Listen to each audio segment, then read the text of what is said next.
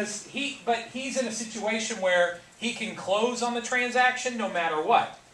If you don't have the money in the bank, I would say it's a little bit more cautious to write that option period in there. All right?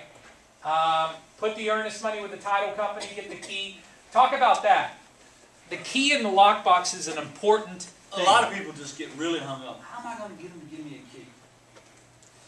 Most people that I buy from are so ready to get rid of the house. I'm like, you want to just give me the key now so you don't have to worry about it and I go check on the house? Sure. They hand you the key and they're off. Now, if they don't want to give you a key, every now and then you get that guy that's just going, no, you ain't getting the key till I get the money. Oh, great. But, in my addendum it says that I'm going to need to get contractor estimates and insurance evaluations and have my realtor in there and stuff like that. You're cool with that, right?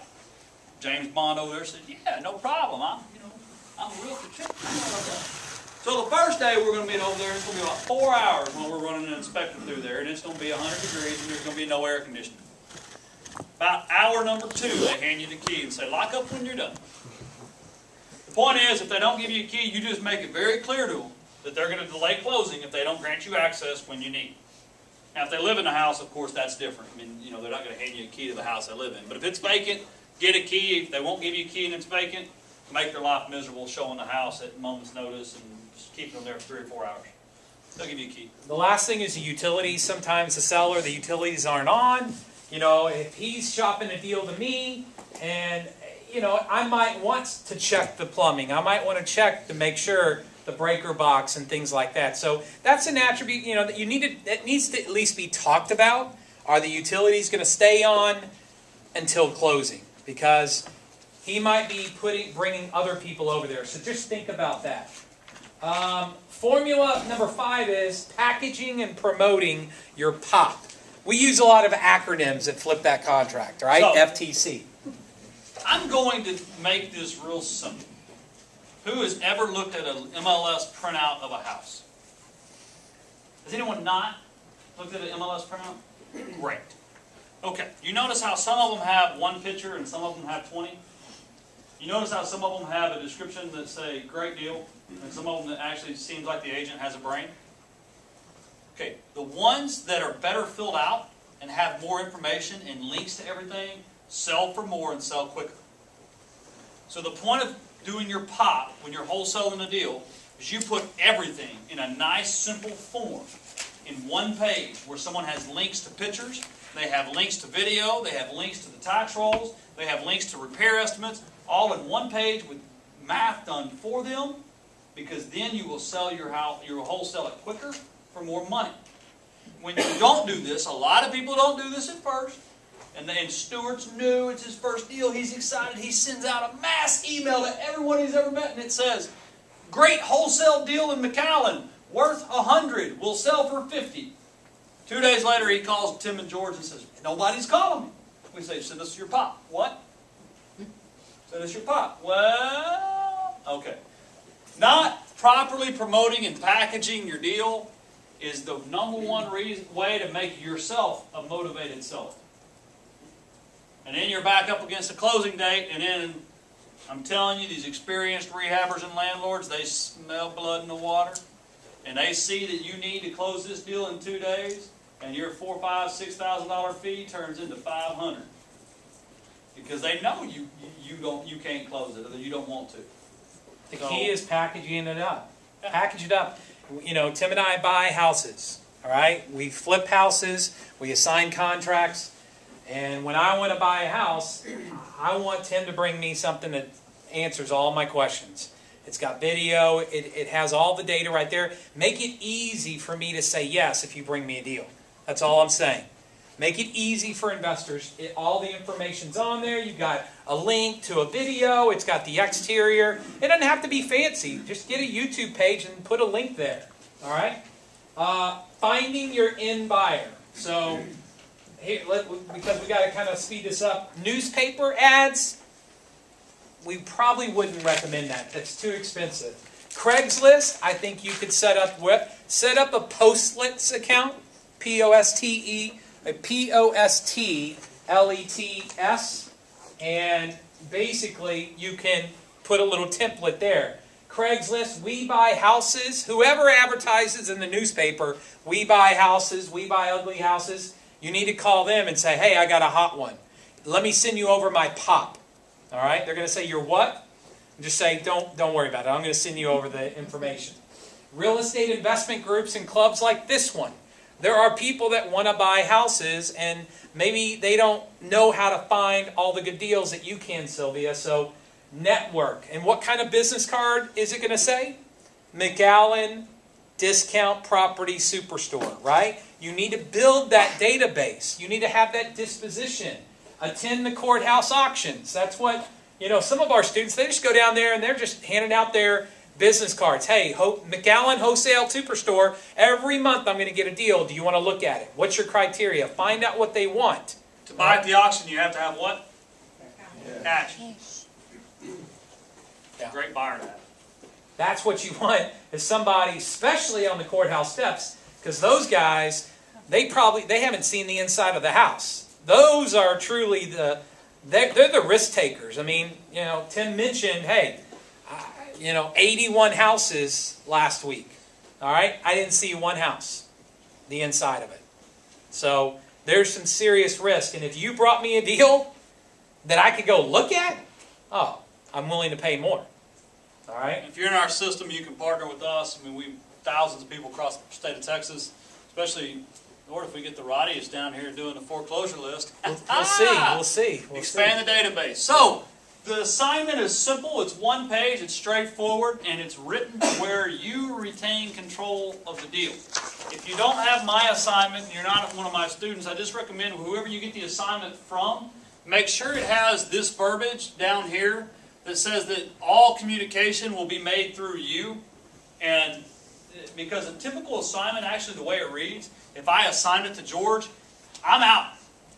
He has complete control. He can go to my seller and negotiate with my seller.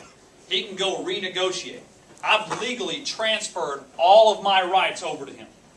Now, my form, I retain all the rights. It's all written up, and I'm a control freak because I've bought and sold over 1,000 houses, and I've never, ever, ever not closed on a contract when title could be conveyed upon the agreed terms. And I've never, ever, ever renegotiated unless vandalism or catastrophe had happened to the home after writing the contract. And that's something I'm very, very proud of. So I'm not going to let some greedy investor mess that streak up. So I retain control until they close, and then they can do whatever they want with the house. And the biggest thing I think on that is y'all need to, again, part of your network is a title company, an investor-friendly title company. Tim and I, we close our stuff at Adobe Title, and the reason why is because they're friendly. They get what we do. The owners, the principal of that company, is an investor that owns 100 units.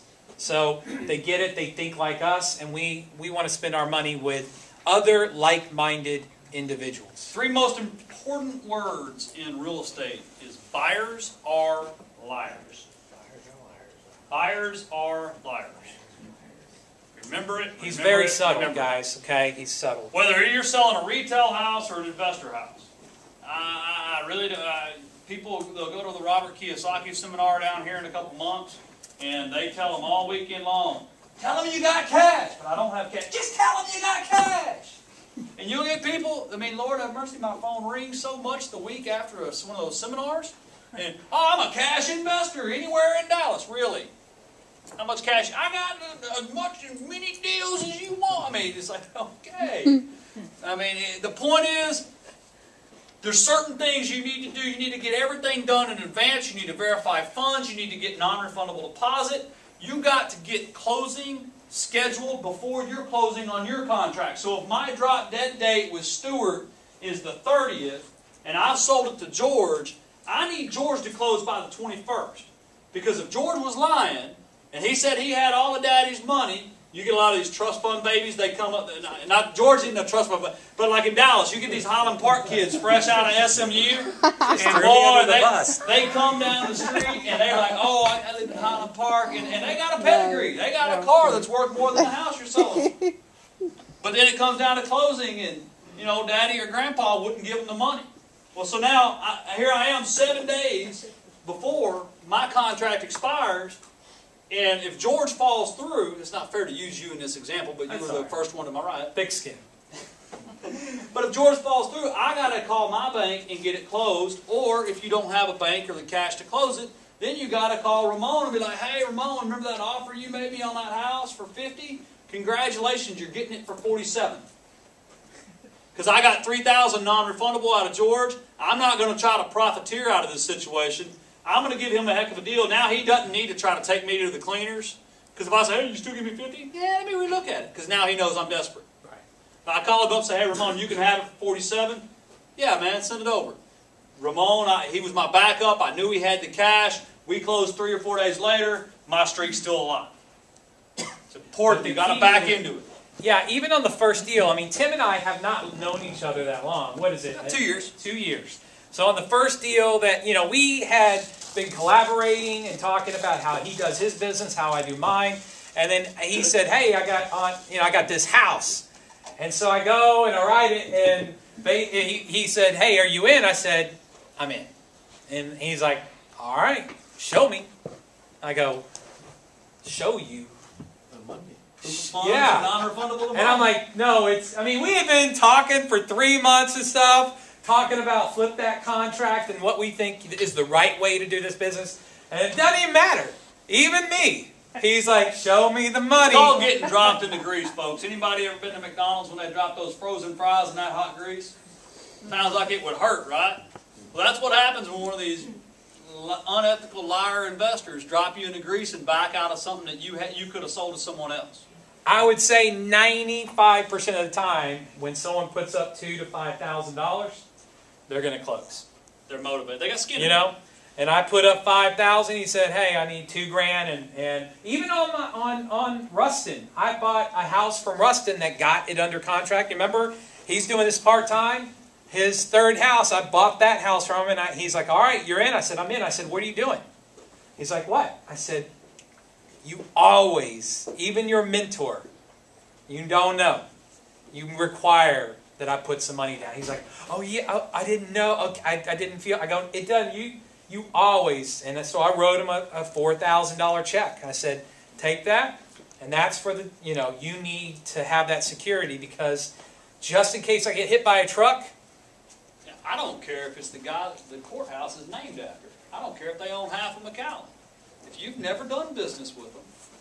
Now, after the first time, after I see the way he operates, I lax off a little bit. But if I've never closed a real estate deal with you, you're going to put up non-refundable money, and you're going to prove to me that you have the money to pay. Just the way it is. Period. And if you got a problem with that, you probably don't have the money you're telling me you do. That's the bottom line. So that's it. I mean...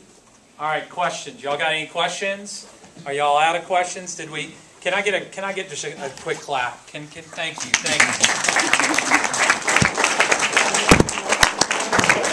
All right, so here comes the pitch. Y'all ready? Here comes the pitch. Did anyone not learn anything over the last hour and a half, 2 hours, however long it's been?